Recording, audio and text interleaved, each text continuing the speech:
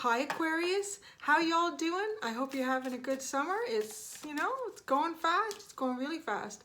And just to let you know, this video was pre-recorded weeks ago.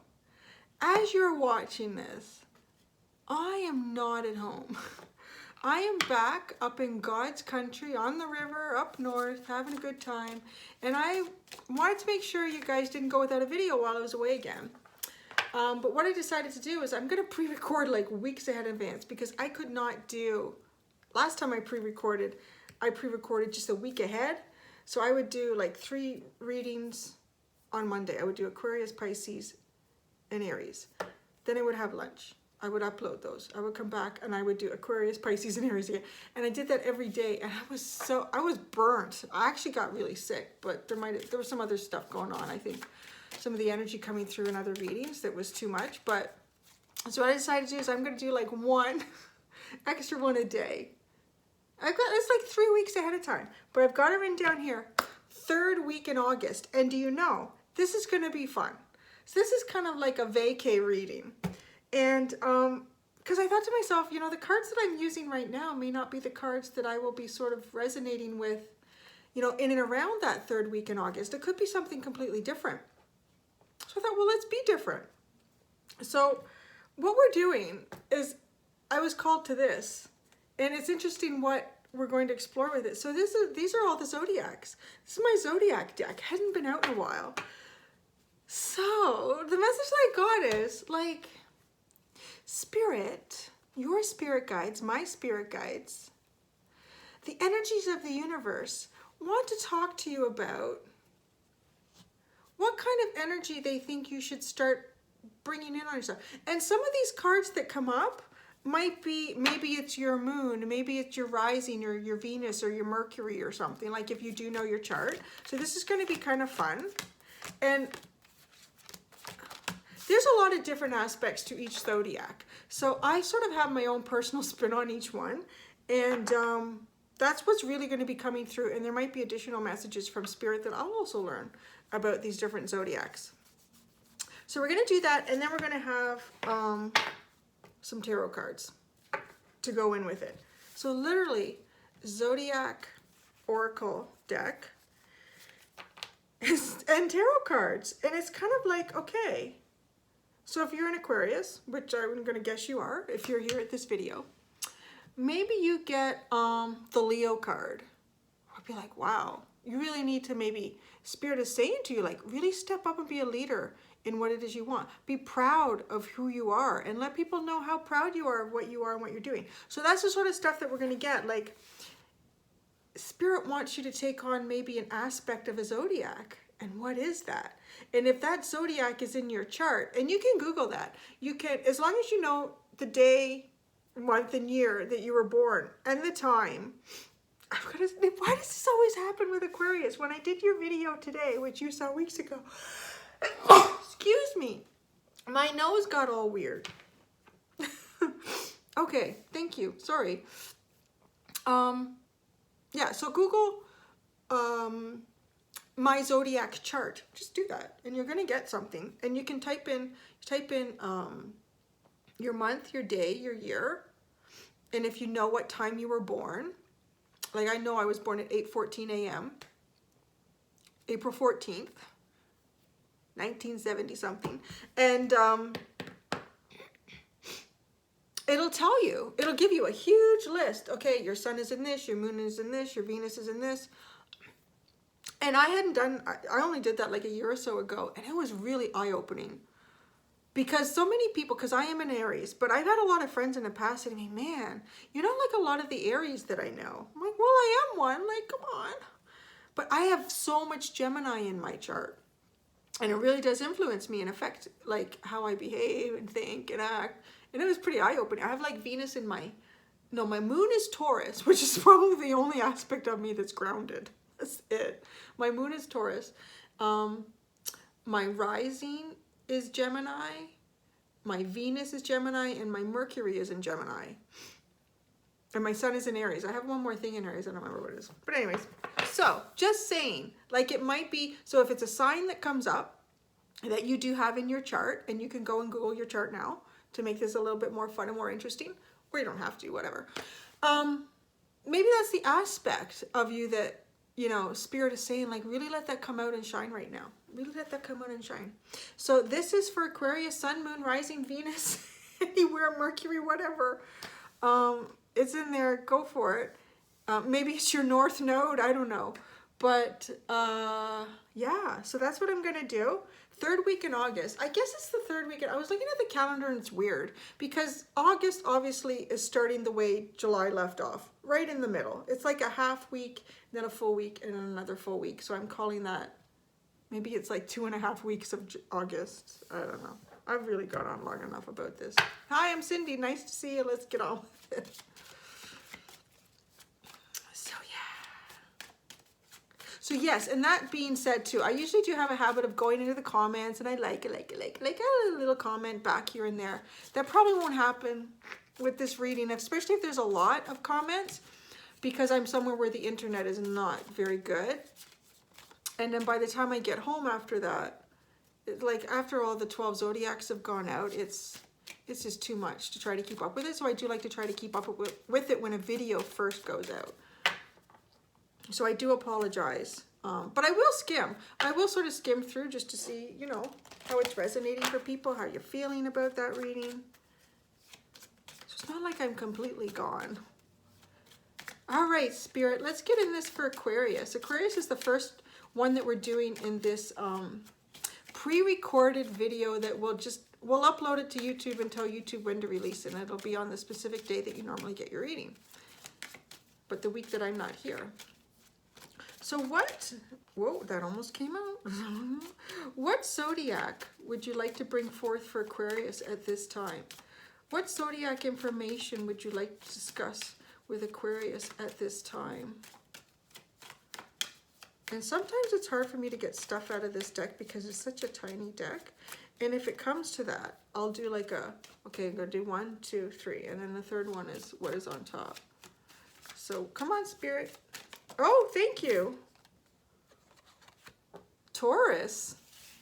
Interesting. So what I'm going to do is I'm going to put that down. I want you to feel that energy right now. That's very solid energy, slow-moving energy, very stable energy, very dedicated energy, very reliable energy. They love food. I can tell you that. Tauruses are driven by food. Pretty much food and sex. And sleep. You know what? Like the rest of us are trying so hard and they're just like food, sex, and sleep. That's really all you need to know, baby. Food, sex, and sleep. Okay, so Taurus. So think about Taurus. Do you have Taurus in your chart? If you do, where? Is it in your Venus? Is there a part of the way you, wow, you got the Judgment card with Taurus right now. It seems like it's a pretty important message to get the Judgment card with this Taurus energy. So Spirit is asking you to sort of harness this Taurus energy. It's a little bit of a fiery Taurus, isn't it? Like, look at the heat in that card right now. And there's balance. There's masculine and feminine balance that I'm feeling with this Taurus card. Like Taurus is feminine. It is a feminine energy, or a feminine zodiac represented by feminine energy. And like I said, it is very solid, consistent, reliable, devoted, but to a point. Like, if you've given up on Taurus, Taurus won't give up on you as easily. At some point, though, they will. I mean, they will at some point. Now, with this Judgment card, this is really about uplifting your spirit. So it seems like I would look into the Taurus aspect of yourself. It may help you uplift. It may help you feel a bit of a rebirth in something with this Taurus energy right now. And it has the number 2, well, number 2 on the, oh, and then Aries. Isn't that funny? You got 1, 2. Wow, this is an interesting energy to take on, like Taurus and energy and Aries. Getting leadership, big time leadership. And these are both pretty stubborn. These are both, you know, I would call them sort of stubborn, bullheaded energies. you know, when Taurus and Aries are having an argument, nobody wins. It's like a bit of a stalemate. So it's interesting that you have both of those. But Aries is also the complete opposite in that Taurus, Taurus can take a long time to start a project, a very long time. And I know that because I have a husband that researches. He's a Taurus, and he researches and he researches and he researches and he researches. He will research for 2 years about starting a project. I will research. I'm an Aries, so I will research it for about a month, if that, and then I'll just jump in. And I may sink or swim, but I don't care. At least I'm in there, right? So, but sometimes I do sink. But sometimes I feel like he never really floats because he never gets out of the harbor. So it would be interesting if you could harness both of those energies, if that's what Spirit is talking to you about. So I'm going to shuffle and see what comes out of the tarot for Aries. Because if you have that get up and go that Aries has, that spark, let's just initiate something new and let's do it and let's just get on with it and see where it goes. And if I need to, I'll fake it until I make it. Aries is big on fake it until I make it because, well, we just go. We may not have the experience or the full knowledge about it. Oh, isn't that funny? And so then we get this Taurus card, this Queen of Coins that is our, our Aries. Okay, so I'm getting the message. The message I'm getting with this is that there's really some good, solid opportunity for you if you take on this approach. Jump out with it, like really jump out with it and go for it. But it may take a while to get going. Like typically if it was like Aries energy, they might just be like, I'm bored with this. I need to do something else. This is not working. I'm not getting enough gratification from it fast enough. Or Taurus would be like, okay, I had a plan. I'm going to research it. So maybe while you're in it, jump into it. Whatever it is that you want to do, maybe. Someone you want to meet, I don't know. But jump into it. Jump into it, just go for it. Say, I'm going to fake it until I make it if that's what I have to do. And then while you're in it,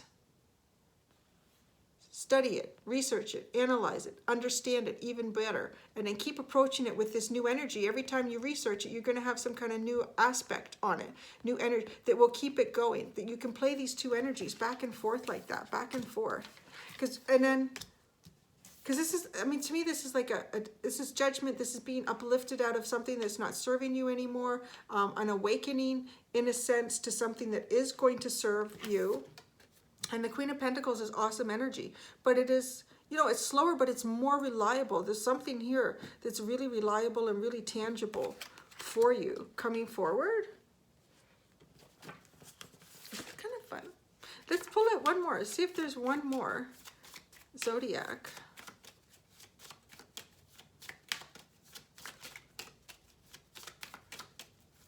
Ooh, yeah. Oh, we got two more, actually. We got two more. That's kind of fun. So you got Gemini and Pisces. This is really fun. So I would really do that with your chart. Find out what your moon and sun and rising and Venus and all that stuff is. And then look at this reading with that. Print it out of your chart and say, okay, she's talking about Taurus. Oh, my Mercury is in Taurus, and kind of read what that is about. And then see, like, wow, it'll kind of open your eyes to how you approach different situations. So we do have the Pisces card here. This is really intuitive energy for me. Pisces is really, really intuitive. So it's also telling me whatever this is that maybe you want to do or start, that's going to be like a rebirth for yourself in a deeper sense. You're going to take it on like an Aries. You're just going to go for it. Just start it. Just do it. And then fake it till you make it. And while you're trying to make it, you're going to take on this Taurus energy of, you know, researching it and understanding it, and understanding that slow and steady wins the race, and the divine timing and everything. But just get into it. Get your feet into it. And then with this Pisces energy, use your intuition. Like really tap into your intuition and what your gut is telling you. And this is very mutable energy. So this is, what are you guys? You're not mutable. No, you're fixed. Yeah, you guys are fixed. Sorry, just looking at the chart there. I knew Pisces was mutable, but you guys are fixed energy. So this is also Spirit telling you, like, when you're mutable, this person can take on other energies and feel it. So the people around you that are involved in whatever it is that you're doing, see if you can feel that energy and understand it a little bit more. It's going to give you a lot more clarity into what it is that you're trying to do. I know this is so cryptic, but I think it would be fun if you had your chart in front of you. So Gemini, again, this is what I have a lot of me in, and it's like, ugh.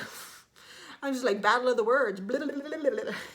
It just, you know, it's really like that mind and mouth working together, enjoying conversation too. Enjoying conversation and having a good time. And if you don't like it, I'm going to tell you.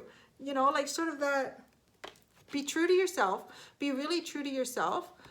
It's too, though, I kind of feel like, you know, Gemini has a little, they hold their cards close to their chest sometimes. You might not know everything about Gemini. Sometimes they have, because it's almost like these two personalities, they have this crazy aspect here, but you probably know that. But maybe there's another aspect inside you that you don't share with, but you tap into it, right? You tap into it the way these two do. They kind of balance this fire and water, or this hot and cold energy, which is really interesting because that's what I get with this card.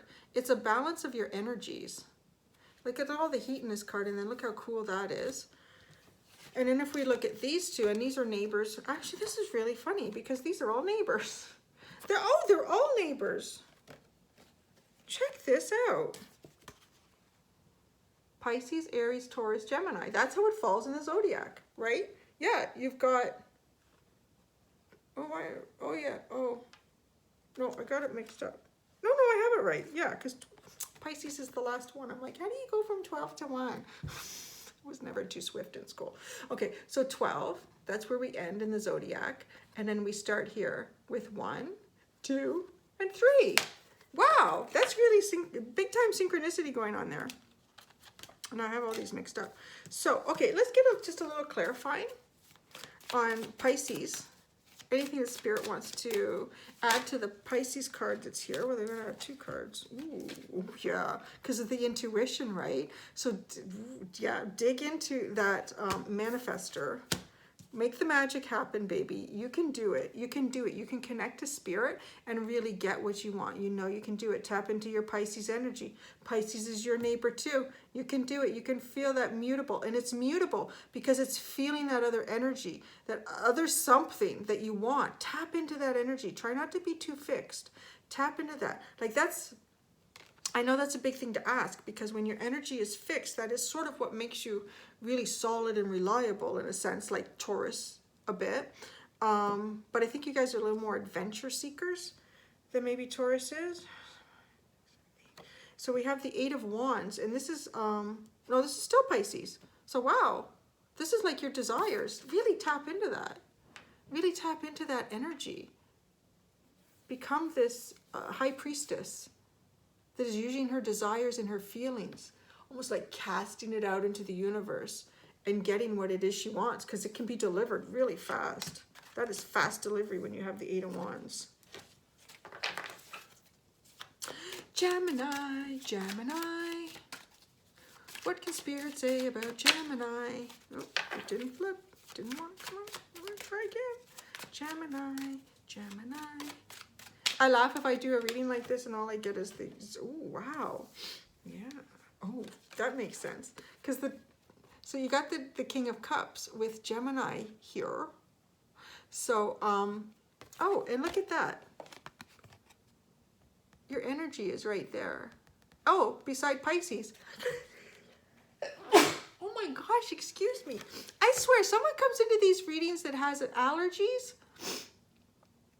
I don't know what it is because my allergy season is done and I was fine.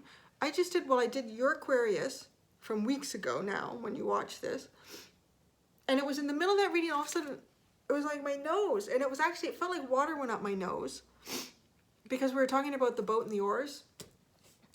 I did Pisces and Aries, I was fine. I had lunch, I was fine. I sat down to do you guys again and now my nose is crazy. Anyways, so yeah, King of Cups, and there I was saying, there's your energy, and there is the Pisces energy. Really harness that, really try to be mutable, feel different feelings, like explore different energies. And I think this is kind of ironic because the Gemini in the tarot is the Lover's card. And to me, the Lovers is like deep, deep feelings, which is the kind of energy that you get from this King of Cups. So whatever this is, it has to do with your deep, deep feelings. You're being given some sort of direction here on how to go about manifesting it. You're taking on, and it's almost like a step-by-step process, right? Maybe step here and step there. It's like a dance, because we started out with number 2, step 2, and then we went to 1, Aries, and then we went to Pisces, and then we went to Gemini. So it's almost like a step, like a tango. You can do this, yeah, there you go. So that was just it. So I'm trying to keep this kind of light and fun because I'm not in town, but I wanted to give you something. So there, and you have a little project to do. You can look into your, if you don't already know what it is, look into your full chart and you can see what kind of planetary energy, you know, influences you and how you function and live in the world. Yeah, it gave me a lot of insight into myself because yeah, having your Gemini and your Venus is really different from having your Venus in Aries. I don't know, I'm just in Aries, but anyways. Well, it's not really that different, actually. We're fickle. Okay, I think I'm done here, so have a good day. Yeah, and I'll see you next week, and it'll be, I'll be home then. So maybe I'll be like even more tanned, very relaxed, and school will be starting soon, so I won't have too much time to be a mom constantly. Okay, bye guys, take care.